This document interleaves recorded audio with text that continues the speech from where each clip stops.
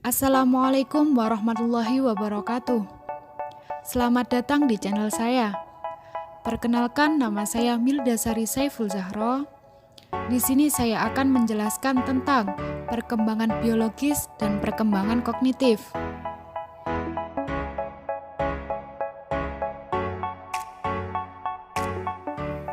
Nah, sebelumnya di sini saya akan mereview kembali apa itu masa remaja. Masa remaja adalah masa peralihan dari masa kanak-kanak menuju ke kedewasaan yang meliputi perkembangan biologis, kognitif, dan sosial emosional. Kemudian kita akan masuk ke perkembangan biologis. Nah, di dalam perkembangan biologis ini akan membahas tentang yang pertama, pengaruh faktor genetika terhadap perkembangan remaja. Yang kedua, interaksi faktor bawaan lingkungan dan perkembangan. Yang ketiga, ciri umum pertumbuhan fisik remaja. Lalu yang terakhir atau yang keempat adalah pubertas. Nah, yang pertama yaitu pengaruh faktor genetika terhadap perkembangan remaja. Di dalam pengaruh faktor genetika terhadap perkembangan remaja, ini yang pertama ada sifat dasar gen. Nah, di sifat dasar gen ini dibagi menjadi tiga. Yang pertama ada genotip. Genotip adalah warisan genetik seseorang, material genetika aktual yang sebenarnya ada. Namun demikian, tidak semua material genetik tersebut jelas tampak pada ciri-ciri yang tampil atau dapat diukur pada diri kita. Lalu yang kedua yaitu fenotip. Fenotip adalah bagaimana genotip seseorang tampil dalam ciri-ciri yang dapat diamati atau diukur. Fenotip meliputi ciri fisik seperti tinggi dan berat badan, warna mata, warna pigmen, kulit, dan lain-lain. Lalu yang ketiga yaitu reaction ring. Reaction ring ini bisa disebut sebagai rentang reaksi. Rentang reaksi adalah rentang jumlah kemungkinan fenotip untuk setiap genotip yang menunjukkan pentingnya peran pembatasan atau pengayaan lingkungan. Misalnya, seseorang lebih pendek dari kebanyakan orang. Meskipun diberi makan sebanyak apapun, orang yang memiliki gen pendek tidak akan pernah tumbuh jadi lebih tinggi daripada rata-rata. Kemudian yang kedua yaitu metode yang dipakai para ahli genetika perilaku. Genetika perilaku bisa disebut sebagai behavior genetik. Genetika perilaku adalah studi mengenai kadar yang hakikat dari landasan herediter suatu perilaku. Para ahli genetika perilaku berasumsi bahwa perilaku ditentukan oleh interaksi antara faktor herediter dan lingkungan. Untuk mempelajari pengaruh faktor herediter pada perilaku, para ahli genetika perilaku sering memakai penelitian mengenai anak kembar atau adopsi. Di sini saya akan menjelaskan dalam suatu penelitian mengenai anak kembar. Dalam penelitian mengenai anak kembar ini dibandingkan menjadi dua, yaitu anak kembar identik dan anak kembar fraternal. Nah, yang pertama, anak kembar identik ini tumbuh dari satu sel telur yang dibuahi menjadi dua replika yang identik, masing-masing menjadi satu anak.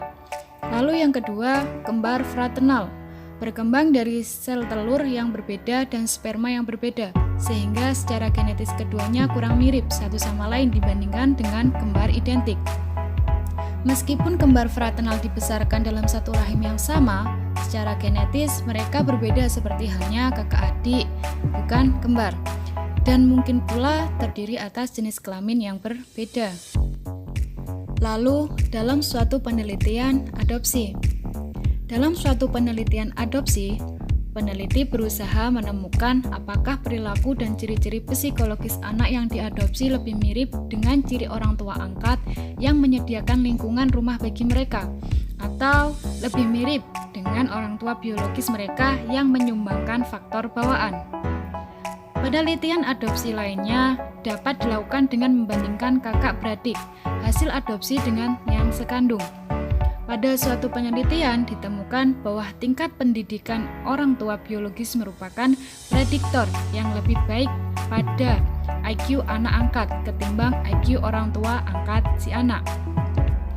Ada keterkaitan genetik antara orang tua biologis dengan anaknya yang diadopsi orang lain, dan dampaknya adalah bahwa faktor bawaan mempengaruhi skor IQ seseorang. Pengaruh faktor genetika terhadap perkembangan remaja yang ketiga yaitu temperamen. Temperamen adalah gaya perilaku dan cara berespon yang khas yang ditampilkan oleh seseorang. Temperamen dibagi menjadi 3 kelompok. Yang pertama, anak bertemperamen muda. Anak bertemperamen muda biasanya memiliki suasana hati positif, mudah mengikuti aturan atau kegiatan keseharian umum, dan mudah menyesuaikan diri terhadap pengalaman baru. Yang kedua, anak bertemperamen sulit. Anak bertemperamen sulit cenderung bereaksi negatif dan banyak mengeluh atau rewel. Kegiatan rutin kesehariannya tidak teratur dan lambat menyesuaikan diri dengan pengalaman baru. Kemudian yang ketiga, anak bertemperamen lambat menghangat. Anak bertemperamen lambat menunjukkan tingkat kegiatannya yang rendah. Agar bereaksi negatif, penyesuaian diri agak lambat dan suasana hati dalam intensitas yang rendah. Perkembangan biologis yang kedua yaitu interaksi faktor bawaan lingkungan dan perkembangan. Interaksi faktor bawaan lingkungan dan perkembangan yang pertama yaitu meliputi interaksi genotip pasif lingkungan. Yang kedua, genotip evokatif lingkungan. Yang ketiga, genotip aktif lingkungan. Yang pertama, interaksi genotip pasif dengan lingkungan terjadi saat orang tua yang memiliki hubungan genetis dengan anak memberikan lingkungan pengasuh pada anak. Misalnya, orang tua memiliki genetik cerdas dan cakap membaca. Karena mereka cakap membaca dan menikmati kegiatan membaca, mereka menyediakan buku bacaan bagi anak mereka, sehingga anak mereka juga akan lebih cenderung menjadi anak yang cakap membaca dan menikmati kegiatan membaca. Kemudian yang kedua yaitu interaksi genotip evokatif dengan lingkungan. Interaksi genotip evokatif dengan lingkungan terjadi karena genotip anak akan menimbulkan jenis lingkungan fisik dan sosial tertentu. Misalnya, anak yang akan dan suka tersenyum akan lebih banyak mendapat perangsangan sosial ketimbang anak yang pasif dan pendiam.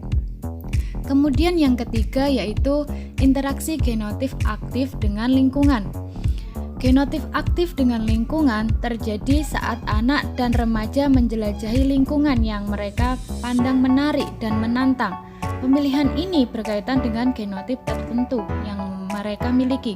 Contohnya, sebagian remaja karena genotipnya lebih terampil di bidang musik, maka akan cenderung lebih banyak memanfaatkan waktu dalam lingkungan musikal, di mana mereka dapat menampilkan keterampilan mereka dengan baik.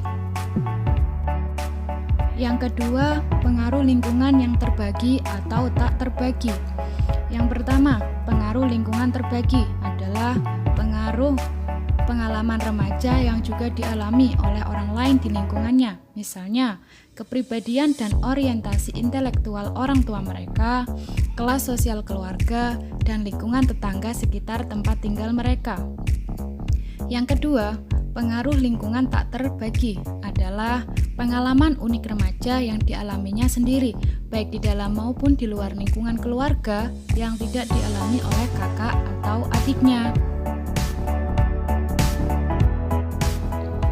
Dari berbagai penjelasan tadi, dapat disimpulkan bahwa ringkasnya baik geng maupun lingkungan diperlukan bagi remaja meski hanya untuk sekedar ada di dunia.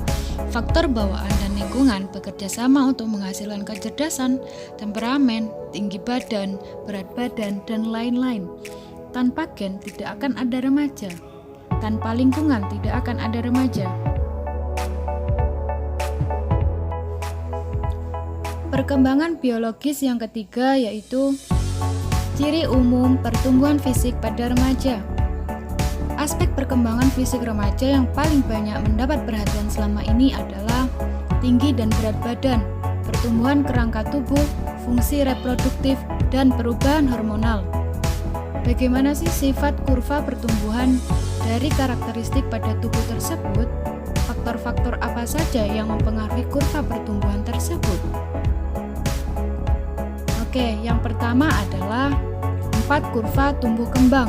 4 kurva tumbuh kembang itu ada pertumbuhan fisik umum, organ reproduktif, otak dan kepala, serta kelenjar limfoid. Kemudian yang kedua, faktor-faktor yang mempengaruhi kurva pertumbuhan. Sampai saat ini sedikit ada 4 mekanisme yang diketahui berpengaruh terhadap kurva pertumbuhan, yaitu faktor mencari sasaran atau penstabilan diri, kecepatan kematangan, lalu pengaturan umpan balik, dan massa tubuh. Yang selanjutnya yaitu yang keempat adalah pubertas. Pubertas yang pertama, batasan dan determinan pubertas. Sebelumnya, apa sih itu pubertas?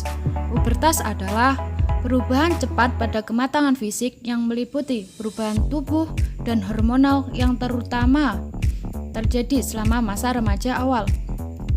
Faktor-faktor yang berperan dalam terjadinya pubertas adalah yang pertama faktor genetik, yang kedua faktor massa tubuh, yang ketiga faktor mutu makanan. Kemudian pubertas yang kedua yaitu perubahan hormonal.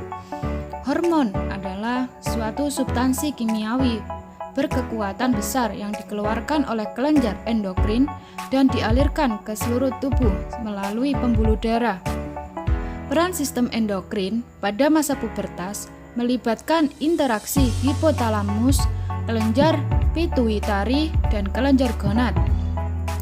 2 jenis hormon utama yang penting dalam perkembangan pubertas adalah yang pertama androgen dan yang kedua adalah estrogen. Androgen adalah jenis utama hormon seks laki-laki, sedangkan estrogen adalah jenis utama hormon perempuan. Pubertas yang ketiga yaitu perubahan fisik. Di antara perubahan fisik yang terjadi yang paling tampak nyata semasa pubertas adalah meningkatnya tinggi dan berat badan serta kematangan seksual. Dari penjelasan perkembangan biologis di atas dapat disimpulkan bahwa dikatakan masa remaja berawal pada biologi dan berakhir pada budaya. Memang perubahan biologis di awal masa remaja tampak dramatik dan akrab bagi kita semua. Meskipun sejumlah pakar perkembangan yakin bahwa hal ini terlalu banyak diperhatikan, sehingga proses kognitif dan sosial emosional terabaikan. Pubertas membawa perubahan meluas pada tubuh kita dan mengubah cara berpikir kita mengenai diri kita sendiri, serta bagaimana cara orang lain berinteraksi dengan kita.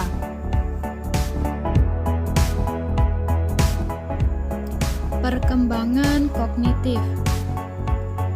Di sini saya akan menjelaskan teori perkembangan kognitif menurut pandangan Piaget dan menurut pandangan Brunner. Teori perkembangan kognitif menurut pandangan Piaget.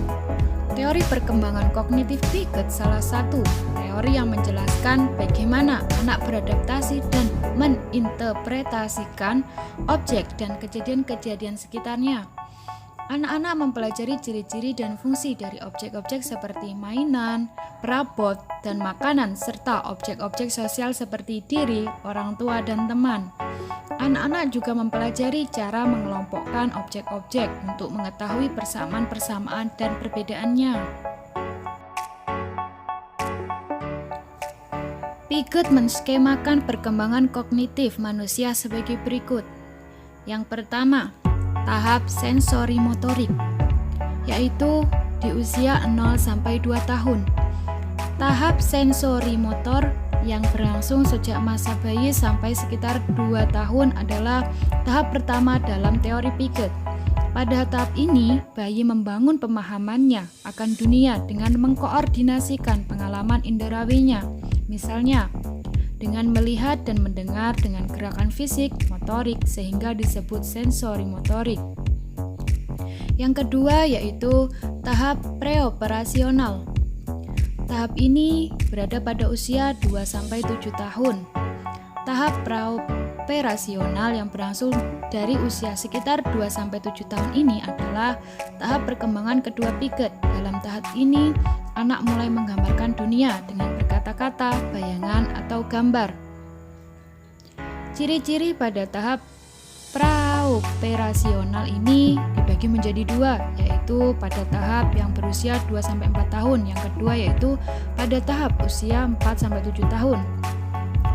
Ciri-ciri berpikir tahap praoperasional pada usia 2-4 tahun, yaitu yang pertama, dicirikan dengan adanya fungsi semiotik atau simbol mulai usia 2-4 tahun.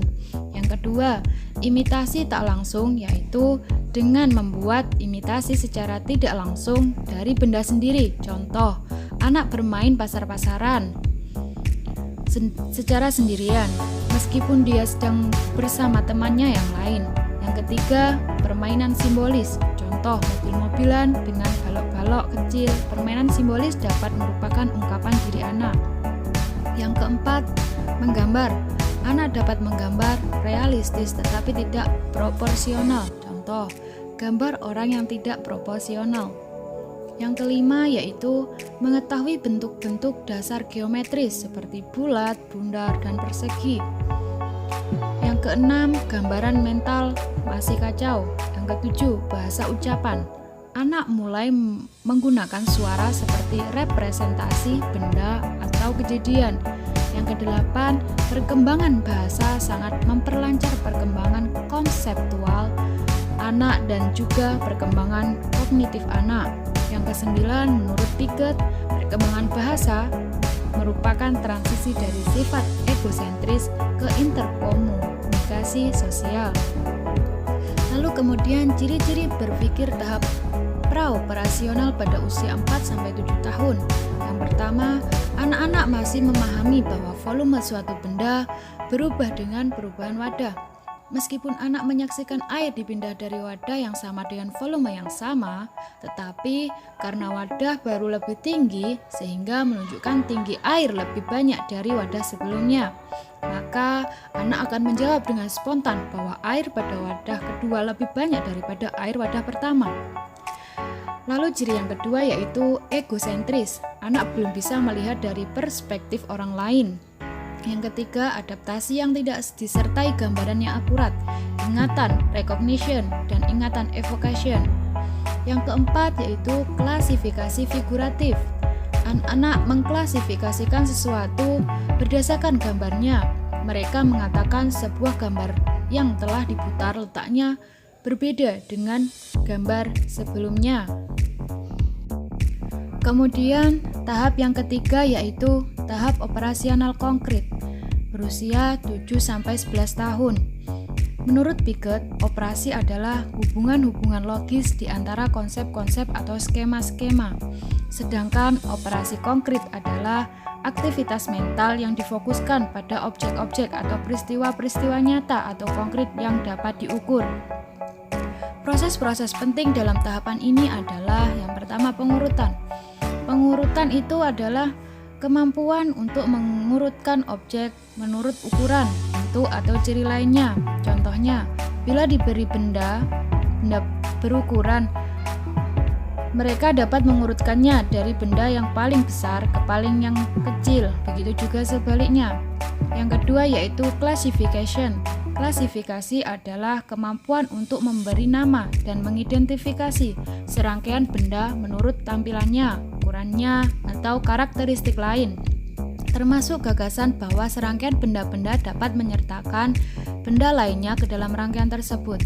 Kemudian yang ketiga yaitu decentering. Decentering adalah kemampuan anak mulai mempertimbangkan beberapa aspek dari suatu permasalahan untuk bisa memecahkannya. Sebagai contoh, anak tidak akan lagi menganggap cangkir lebar tapi pendek, lebih sedikit isinya dibanding cangkir kecil yang tinggi. Lalu yang keempat, reversibility. Reversibility adalah kemampuan anak mulai memahami bahwa jumlah atau benda-benda dapat diubah kemudian kembali ke keadaan awal. Untuk ini, anak dapat dengan cepat menentukan bahwa 4 ditambah 4 sama dengan 8.